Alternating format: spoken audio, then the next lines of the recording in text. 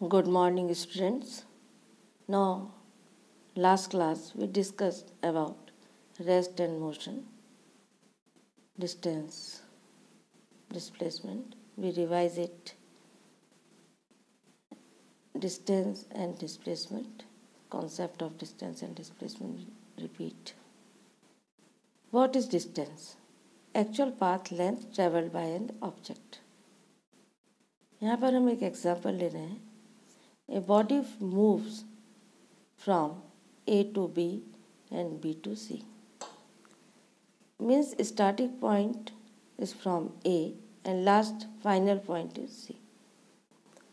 अब in this case we calculate distance and displacement. Actual वो path कितना move किया है, A पॉइंट से B पॉइंट तक गया और B पॉइंट से C पॉइंट तक गया.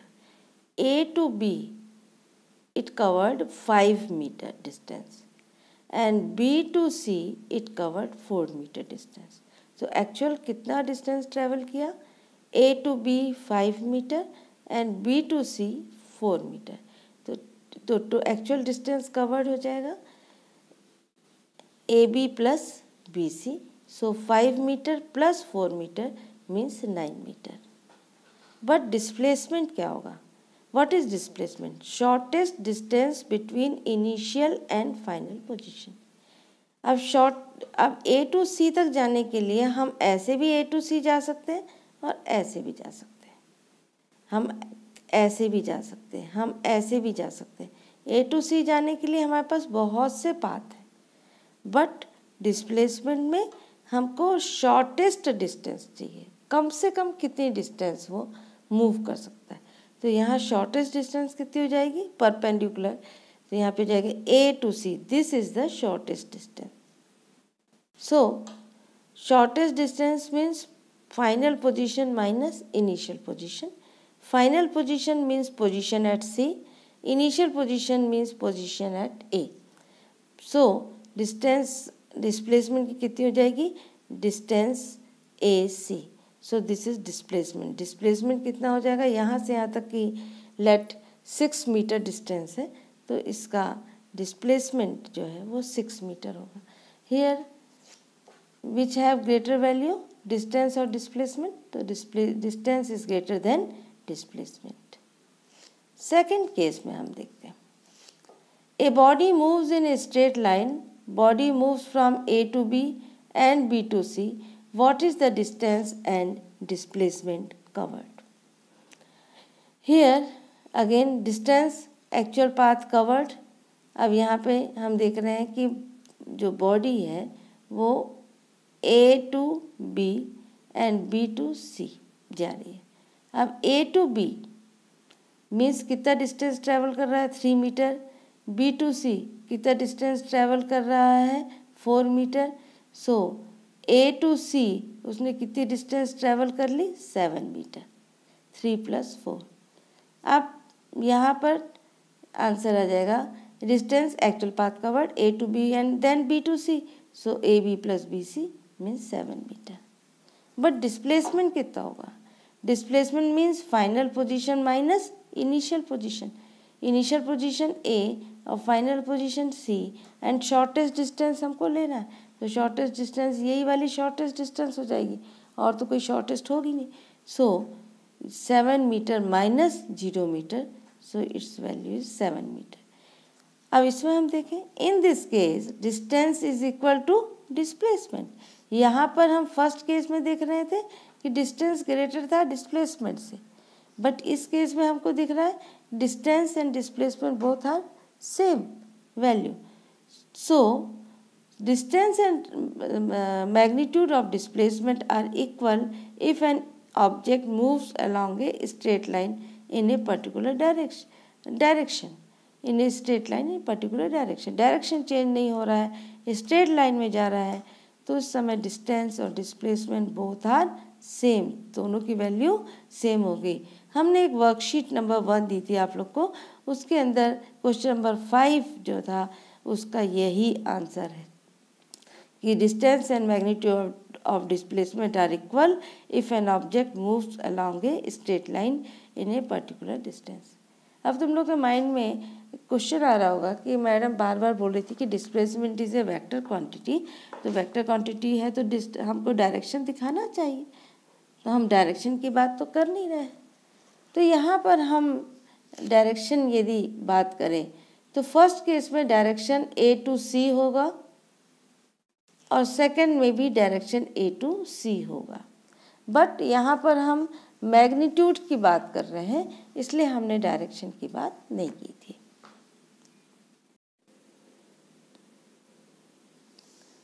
In third case, if body moves in a circular path and moves from initial point A and after some time again it reaches to position A, what is distance and displacement?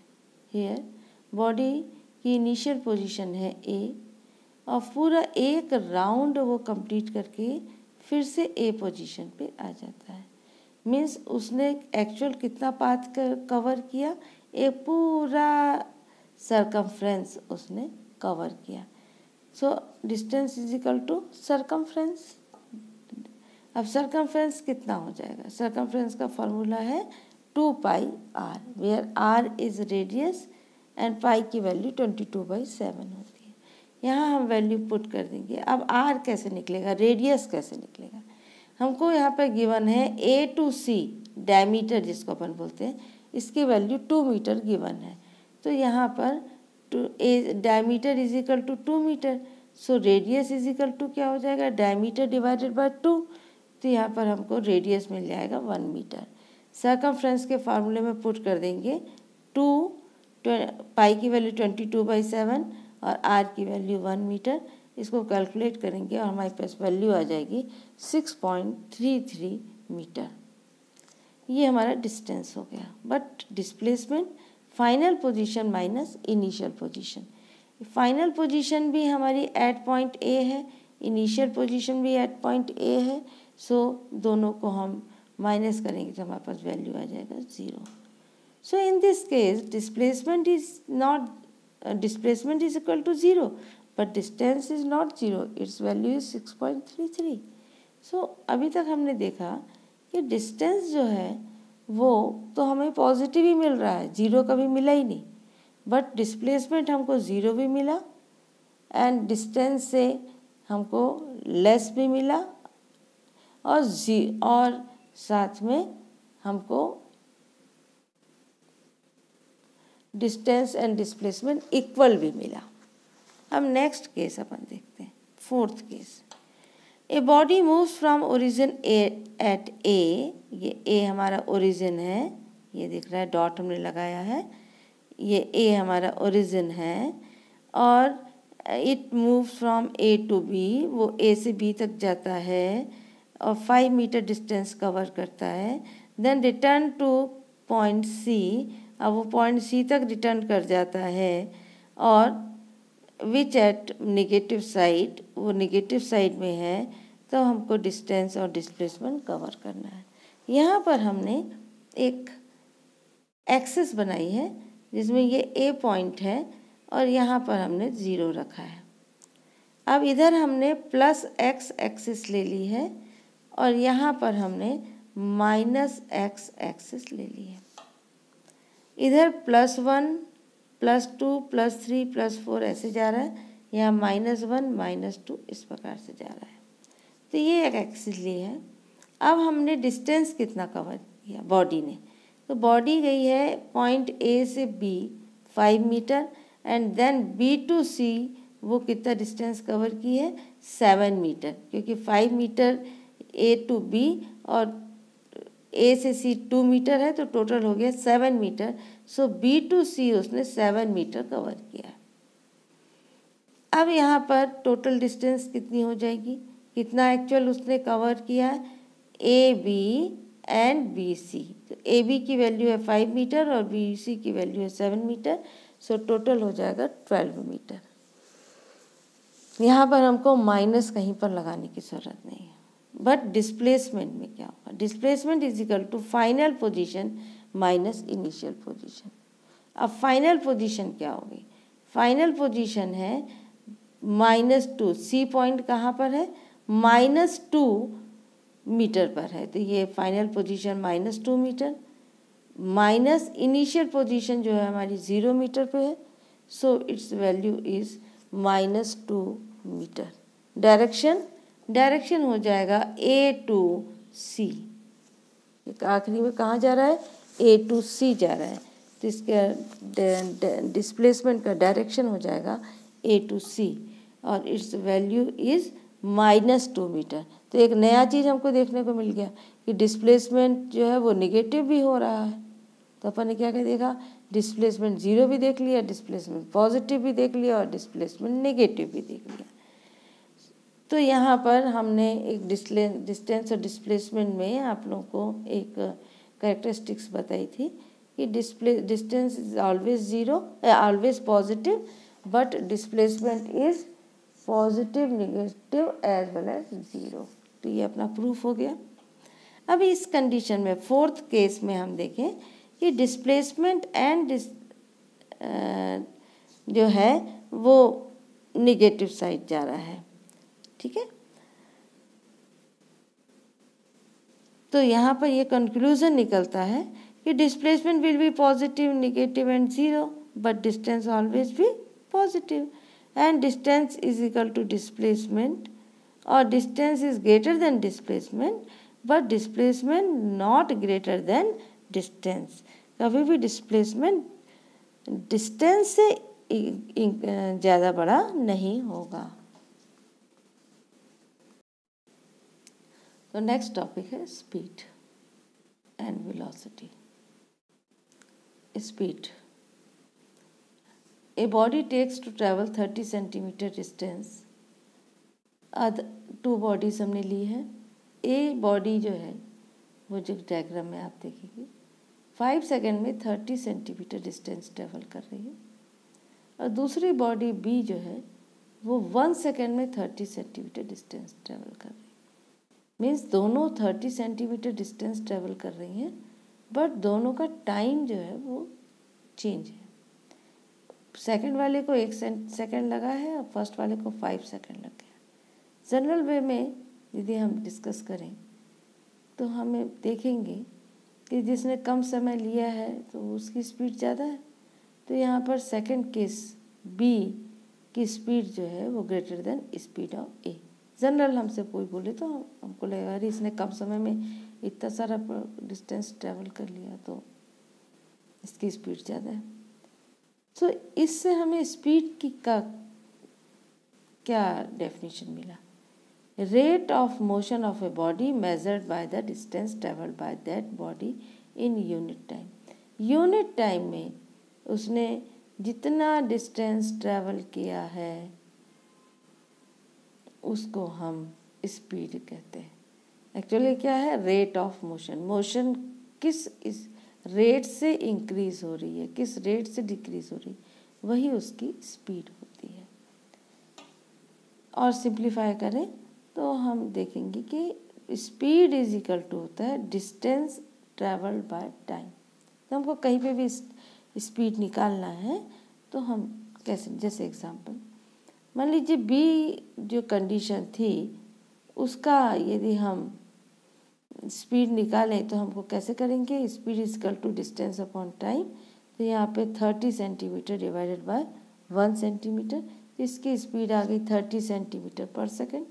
But एक body A, इस body ए की speed जो है वो है 30 centimetre divided bye 5 means 5 second में 30 centimetre cover करता है तो 1 सेकेंड में 30 डिवाइडेड बाय 5 तो यहाँ पे आ जाएगा 6 सेंटीमीटर पर सेकेंड।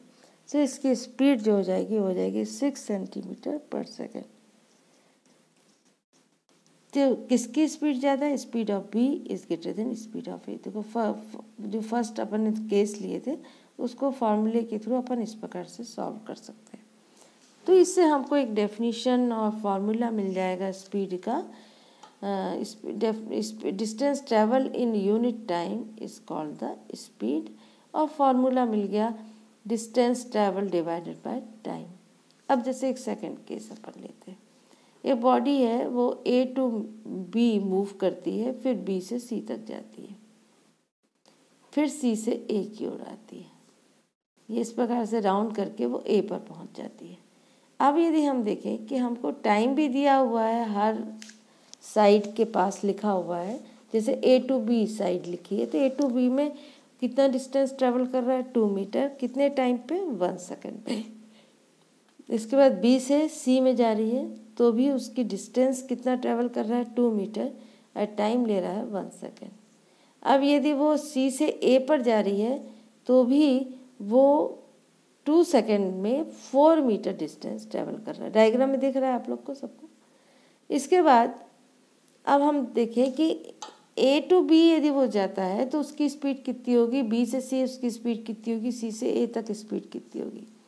अब speed from A to B, speed from A to B distance कितना चला 2 मीटर, टाइम कितना है 1, तो इसकी स्पीड आ जाएगी 2 मीटर पर सेकेंड।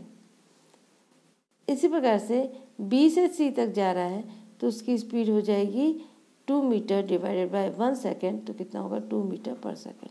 अब C से A तक जाएगी तो डिस्टेंस कितना कवर किया 4 मीटर, टाइम कितना लिया 2 सेकेंड, तो इसकी हो जाएगी 2 मीटर पर सेकेंड। तो यहाँ पर हम देख रहे हैं कि हर आर्म में, हर साइड में जो बॉडी का स्पीड है वो कैसी है, सेम है। भले ही C से A तक उसने 4 मीटर डिस्टेंस ट्रेवल किया था लेकिन टाइम कितना ले लिया था 2 सेकेंड। तो यहाँ पर हम देख रहे हैं कि स्पीड जो है वो कांस्टेंट है।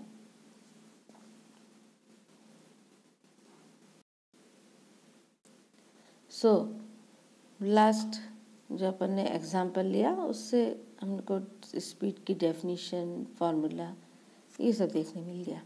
तो what is definition, distance travel by a body in unit time is called the speed. Speed, formula of speed, speed is equal to total distance traveled by body upon time s by t।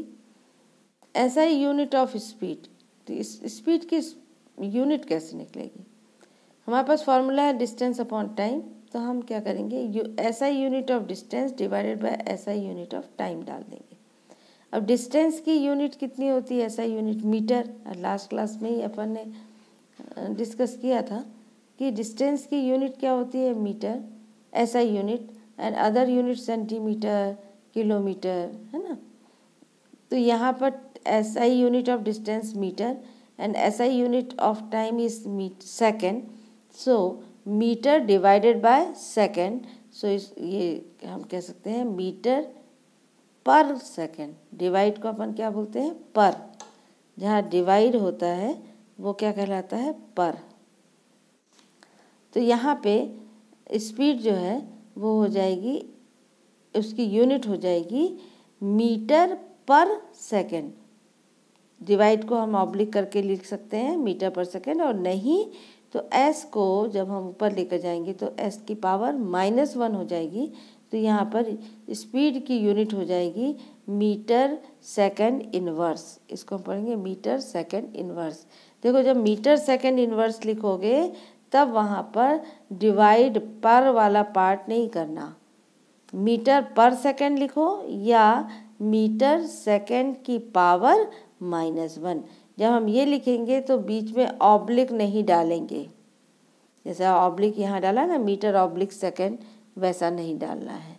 हाँ, यदि हम metre और second को लिख रहे हैं तो metre पर सेकेंड ये भी लिख सकते हैं, ये भी लिख सकते हैं, ये भी लिख सकते हैं। तो आप जो आपको कंफर्टेबल हो उसको लिख सकते हैं। अब CGS यूनिट निकालनी है यदि हमको, तो CGS यूनिट में क्या हो जाएगा, distance, speed is equal to distance upon time. तो CGS यूनिट डिस्टेंस की लिख देंगे और CGS यूनिट टाइम की लिख देंगे। तो डिस्टेंस की CGS यूनिट क्या होती है, सेंटीमीटर, और टाइम की कितनी होती है, सेकेंड। तो यहाँ पर हमारी यूनिट आ जाएगी सेंटीमीटर पर सेकेंड। लास्ट अभी हमने जो स्पीड एक्सप्लेन की थी उसमें हमने यूनिट ली थी सेंटीमीटर पर सेकेंड। अब वैसे ही है, यदि पर नहीं लगाना है तो सेंटीमीटर सेकेंड इनवर्स भी लिख सकते हैं। अब बिगर यूनिट क्या हो जाएगी, bigger unit kilometre per our. क्योंकि यदि इस बहुत ज़्यादा स्पीड से जा रही है, बहुत डिस्टेंस ज़्यादा कवर कर रही है, तो हमको सेंटीमीटर मीटर वहाँ पर यूज़ नहीं होंगे, तो हम वहाँ पर क्या लेंगे, किलोमीटर। तो यहाँ पर अनदर यूनिट जो है वो क्या आ जाएगी, किलोमीटर पर आवर। अब यहाँ पे it is a scalar quantity, no need to express speed, क्योंकि देखो यहाँ पर विद डायरेक्शन, क्योंकि यहाँ पर हम बात करें तो speed is equal to distance upon time, distance भी स्केलर क्वांटिटी है, टाइम भी स्केलर क्वांटिटी है। सो स्पीड की क्वांटिटी, स्पीड जो होगा वो भी स्केलर क्वांटिटी होगा। अब speed is always positive, distance is always positive, time is positive, so speed is also positive. तो स्पीड हमेशा पॉजिटिव ही रहेगी, है ना, ये कभी भी निगेटिव नहीं होंगे। Other unit of speed, bigger unit जैसे हमने बताया किलोमीटर पर आवर। डिस्टेंस को की बिगर यूनिट क्या है, किलोमीटर। टाइम की बिगर यूनिट क्या है, आवर। स्मॉलर यूनिट क्या है, सेकंड। सेकंड से बड़ा क्या होता है, मिनट। मिनट से बड़ा क्या होता है, आवर। 1 मिनट में कितने सेकंड्स होते हैं, 60 सेकंड्स। 1 आवर में कितने मिनट्स होते हैं, 60 मिनट्स। तो 1 आवर में कितने सेकंड होते हैं, 3600 सेकंड। तो इस तरह से हम आवर को सेकंड में भी कन्वर्ट कर सकते हैं। किलोमीटर, 1 किलोमीटर कितना होता है, 1000 मीटर। सो यहाँ पर इस बिगर यूनिट जो है स्पीड की वो है किलोमीटर पर आवर, और हम उसको मीटर पर सेकंड में कन्वर्ट कर सकते हैं। तो यहाँ पर आ जाएगा किलोमीटर पर आवर को हम मीटर पर सेकंड में कवर करेंगे, तो kilometre per hour 1 kilometre is equal to 1000 metre and 1 hour is equal to 3600 second. यहाँ पर अपन ने इसको सॉल्व किया तो वैल्यू आ गई 5/18। सो 1 किलोमीटर पर आवर को हम यदि मीटर पर सेकंड में कन्वर्ट करेंगे तो वहाँ पे 5/18 मीटर पर सेकंड का भी मल्टीप्लाई किया जा सकता है, निकाल सकते हैं। या हम direct 1 kilometre upon 1 hour is equal to 1000 second upon 3600 second, ये भी आप डाल सकते हैं। दोनों में आपको जो कंफर्टेबल हो उससे डालें।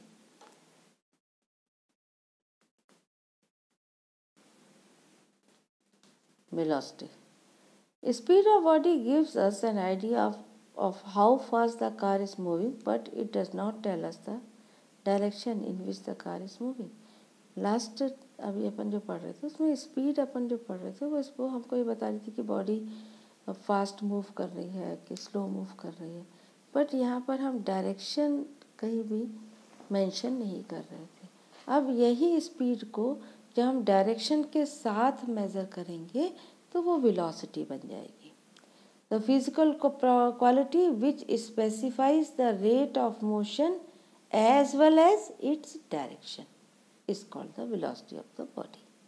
अब यहाँ पर जैसे एग्जांपल, अब डायरेक्शन की बात हो रही है तो भाई कोई बॉडी है, यदि वो इस डायरेक्शन में जा रही है मीन्स हम पॉजिटिव एक्स एक्सिस में जा रही है, इस डायरेक्शन में जा रही है बॉडी मतलब हम यहाँ पे देख रहे हैं कि नेगेटिव डायरेक्शन में जा रही है। तो यहाँ पर हमको जब वेलोसिटी की बात करना है तो उसके साथ डायरेक्शन को भी मेज़र करना है। तो यहाँ पर इनसे जो हम इस एग्जांपल से डेफिनेशन निकाल सकते हैं कि वेलोसिटी को हम दो तरह से डिफाइन कर सकते हैं। First, the velocity of a body is defined as the distance travelled in a unit time by a moving body in a particular direction.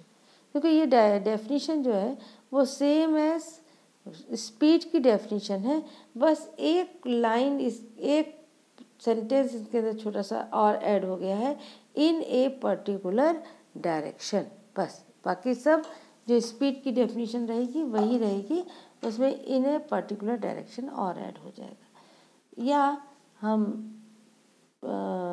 Second definition और इजी है, वो भी याद कर सकते हैं।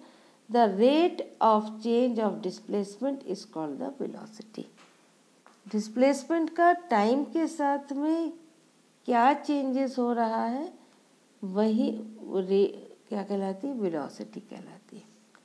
अब फॉर्मूला वेलोसिटी का, velocity is equal to displacement upon time taken. Displacement कितना हुआ है उसका और उसके बाद कितना टाइम लगा है वो दोनों हम ले लें तो, या दूसरा formula v is equal to final position minus initial position divided by time taken. Displacement का फॉर्मूला क्या है, final position minus initial position, हमने वो रख दिया और लास्ट में टाइम टेकन। अब यहाँ पर देखो वेलोसिटी, जैसा हमने देखा कि इसमें डायरेक्शन की भी ज़रूरत होती है जैसे डिस्प्लेसमेंट। यदि डिस्प्लेसमेंट का डायरेक्शन जो होगा वही हमारे वेलोसिटी का भी डायरेक्शन बन जाएगा। तो यदि डिस्प्लेसमेंट ज़ीरो हो जाएगा तो हमारी वेलोसिटी भी ज़ीरो हो जाएगी। यदि डिस्प्लेसमेंट पॉजिटिव रहा तो हमारी वेलोसिटी भी पॉजिटिव हो जाएगी। डिस्प्लेसमेंट यदि निगेटिव रहा तो उसकी वेलोसिटी भी निगेटिव हो जाएगी। तो डिस्प्लेसमेंट कैसे हमको पॉजिटिव निगेटिव निकालना है ये तो अपन ने पहले पढ़ लिया है। तो यहाँ पर अपन को सिर्फ उसके बाद टाइम इंटरवल कितना लगा उसको डिवाइड करते जाएंगे तो हमारी वेलोसिटी कैलकुलेट हो जाएगी। So velocity will be zero, negative और positive. So velocity SI unit of velocity, SI unit of displacement upon SI unit of time. SI unit of displacement is meter, SI unit of time is second, so its unit is meter per second. Same as the unit of speed, तो velocity की unit और speed की unit same है, भले वो SI unit हो या CGS unit हो या bigger unit हो, सब same होती है। Velocity is a vector quantity. Velocity have magnitude as well as direction, so velocity is a vector quantity। और अपन ये भी कह सकते हैं velocity is equal to displacement upon time, तो displacement vector quantity है, so velocity is also a vector quantity। अब हमको पढ़ना है कि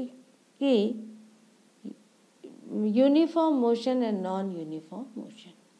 यूनिफॉर्म मोशन क्या होता है, एग्जाम्पल यदि हम ले यहाँ पे कि एक बॉडी है वो मूव करती है एक एक सेकेंड, हम यहाँ पे डायग्राम में देखें तो एक एक सेकेंड, जैसे ये 0 second, 1 second, 2 second, 3 second, 4 second, ऐसे अपन ने हर एक सेकेंड में कितना डिस्टेंस ट्रैवल करता है वो देख लिया।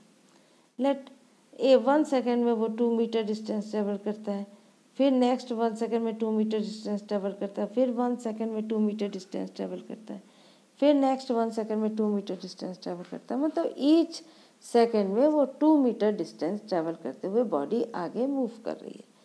तो यहाँ पर इक्वल टाइम में वो इक्वल डिस्टेंस कवर कर रहा है, तो हम ये कह सकते हैं कि यहाँ पर जो मोशन है वो यूनिफॉर्म मोशन है। यदि यूनिफॉर्म मोशन होगा तो उसकी स्पीड भी यूनिफॉर्म होगी, मतलब कांस्टेंट होगी, और उसका जो वेलोसिटी है वो भी यूनिफॉर्म रहेगी, मतलब कांस्टेंट रहेगी। तो यूनिफॉर्म मोशन में क्या डेफिनेशन है कि यदि कोई इक्वल टाइम में इक्वल डिस्टेंस या डिस्प्लेसमेंट कवर करता है तब हम कहेंगे कि उसका मोशन है वो यूनिफॉर्म मोशन है।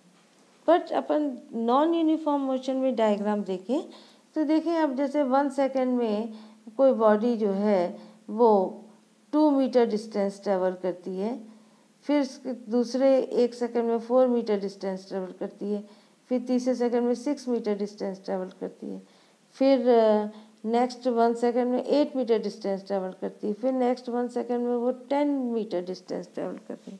मतलब यहाँ हम क्या देख रहे हैं कि इक्वल टाइम में इक्वल डिस्टेंस नाम ट्रैवल करके अनइक्वल डिस्टेंस ट्रैवल कर रही है। पहले कभी 2 मीटर, कभी 4 मीटर, कभी 6 मीटर, टाइम सेम है, एक एक सेकेंड के बाद हम मेज़र कर रहे हैं।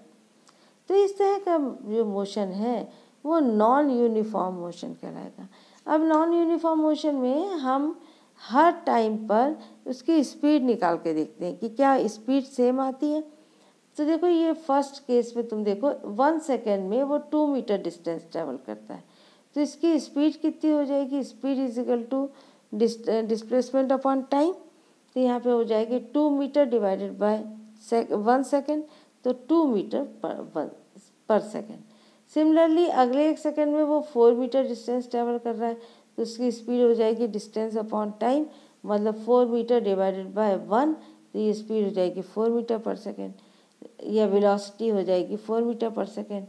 इसी प्रकार से नेक्स्ट 6 मीटर पर सेकेंड, 8 मीटर पर सेकेंड, 10 मीटर पर सेकेंड। यहाँ हम देख रहे हैं कि वेलोसिटी की वैल्यू हर 1 सेकेंड में चेंज आ रही है। ऊपर वाले में नहीं आ रही थी, ऊपर वाले में हर बार स्पीड जो थी वो 2 मीटर पर सेकेंड ही आ रही थी, बट यहाँ पर स्पीड पहले 2 मीटर पर सेकेंड, फिर 4 मीटर पर सेकेंड, फिर 6 मीटर पर सेकेंड, हर बार वैल्यू जो है वो चेंज हो रही है। तो यहाँ पर हम कह सकते हैं कि इस प्रकार का मोशन नॉन यूनिफॉर्म मोशन होगा। तो नॉन यूनिफॉर्म मोशन, स्पीड और velocity are changing with time, at that time we calculate. अब क्या होगा, अब यूनिफॉर्म मोशन में क्या है, स्पीड और velocity both are constant and same, and non uniform में रहेगा स्पीड और velocity both are variable, means change होंगे।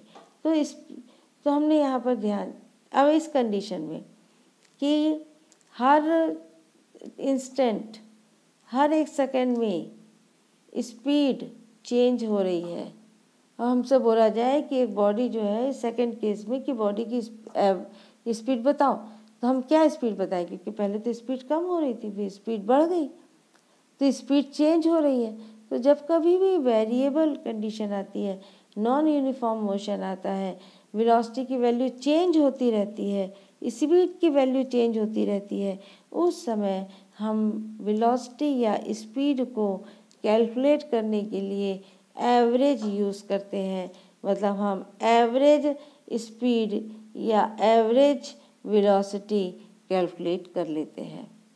इस तरह से ये तुम लोगों को वेलोसिटी एंड स्पीड का इंफॉर्मेशन मिला है, और इसमें हमने एक तुम लोग को पीडीएफ डाला है, तो वो आपके नोट्स हो जाएंगे, और उस नोट्स को आप लोग अपनी कॉपी में लिख लेंगे।